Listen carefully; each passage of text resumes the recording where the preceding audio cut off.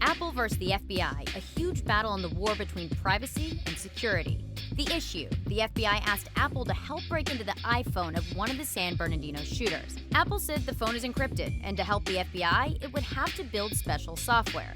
And while the FBI said this was a one-time ask, Apple said, no way. Here's a breakdown of the fight, punch by punch. A judge rules Apple must help the FBI break into the phone of shooter Saeed Farouk. CEO Tim Cook refuses. In a letter to customers, he says the firmware the company would have to build would, quote, undermine decades of security advancements that protect our customers.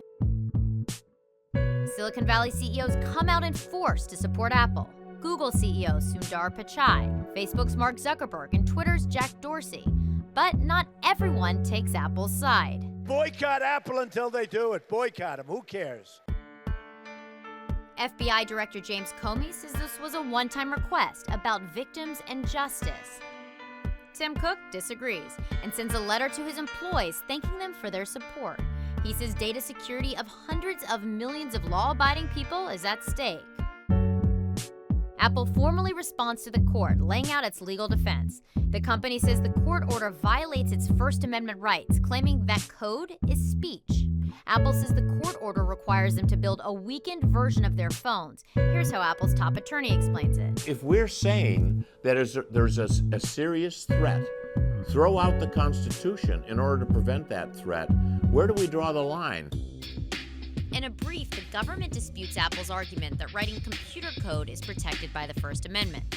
It says Apple is causing unnecessary panic about privacy concerns. Apple lashes back, accusing federal lawyers of not understanding technology.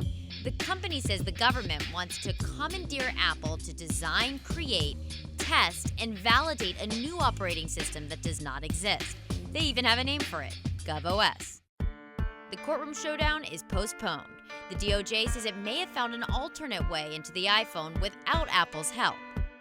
Law enforcement officials break into the phone with the help of a third party.